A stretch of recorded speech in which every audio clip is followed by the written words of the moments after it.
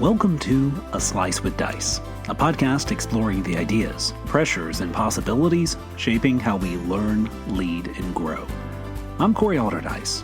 For over 20 years, my work has lived at the intersection of gifted education, leadership development, and school culture, supporting students as they find their strengths, educators as they stretch their thinking, and schools as they build pathways that expand opportunity. Ready to dive in? Here's this week's Slice. There was a period not all that long ago when the word belonging seemed to offer educational leaders a kind of refuge.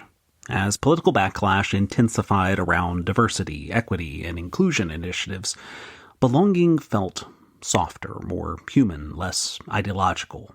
The term carried an intuitive warmth to it. Most people, after all, understand the basic desire to feel connected, valued, and part of something larger than themselves.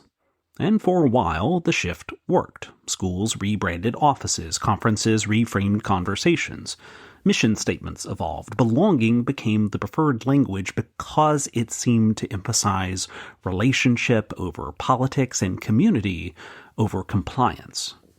But over time, something changed. Today, even belonging has become contested language in some spaces. What once sounded universally humane now sometimes triggers suspicion or skepticism. And I think that raises an important question for educators and school leaders alike. How did a concept as fundamental as belonging become politically charged in the first place? The easy response would be to blame polarization, and certainly polarization plays a role. But I think the deeper answer is more complicated than that. Part of what happened is that many people stopped distinguishing between terminology and intent.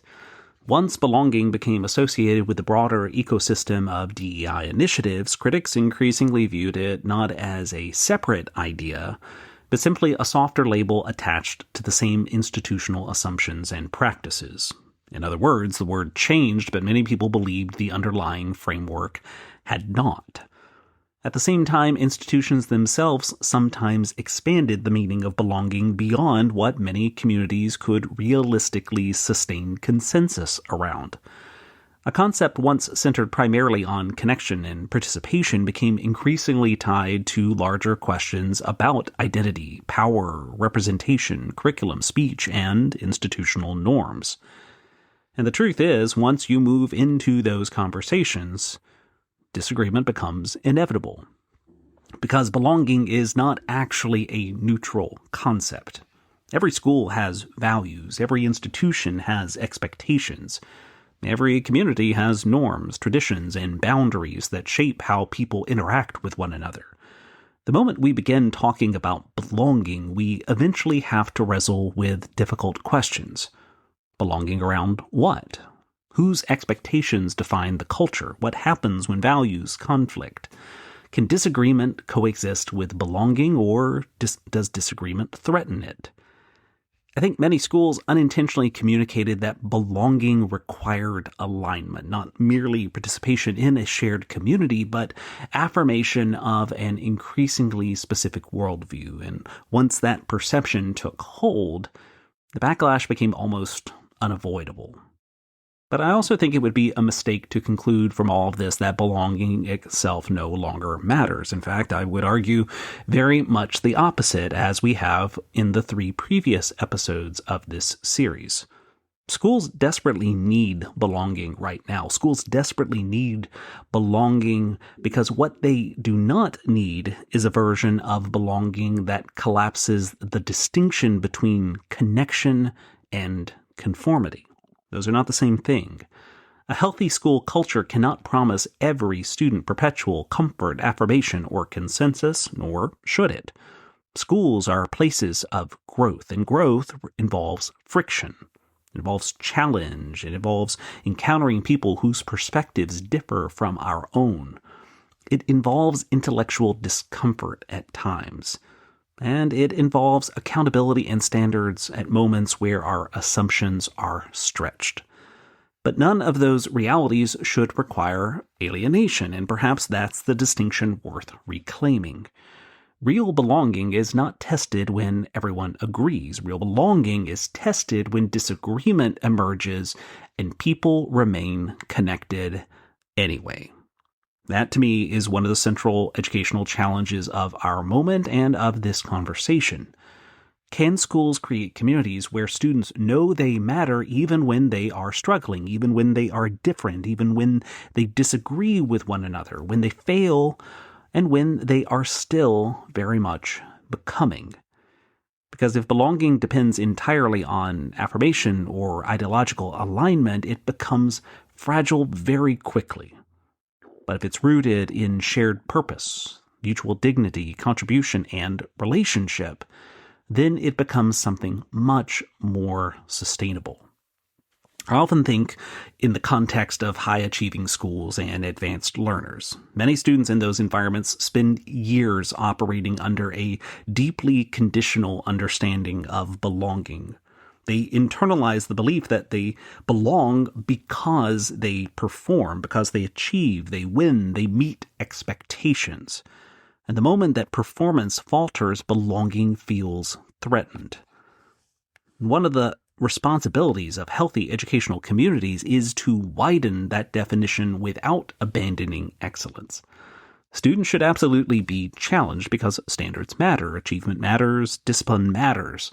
But students often need spaces where they understand that their value as human beings is not reducible to output metrics, GPAs, or resumes.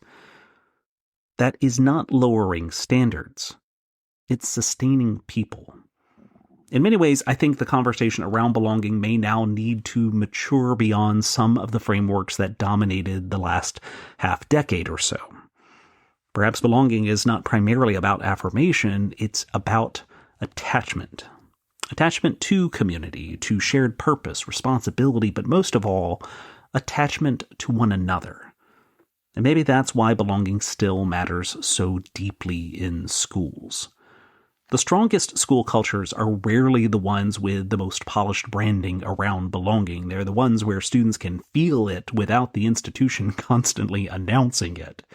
You see it in trusted relationships, in mentoring, in rituals and traditions, in advisory systems, in peer culture. It's the way that adults respond to failure, and whether students believe someone would notice in and if they disappeared. Belonging is rarely built through slogans alone. It's built through repeated human experiences that communicate over time that you matter here. Not because everyone agrees with you, or that you never struggle, or that you fit perfectly, or you always succeed, but because you are part of this community, and this community believes that your presence matters.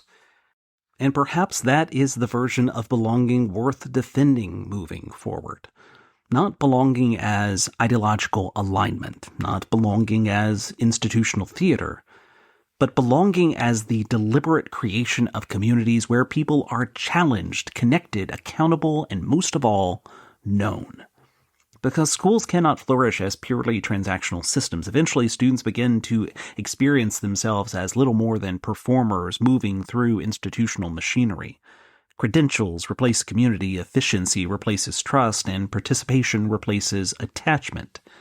And while those systems may function operationally for a while, they rarely produce the kind of flourishing we claim to value.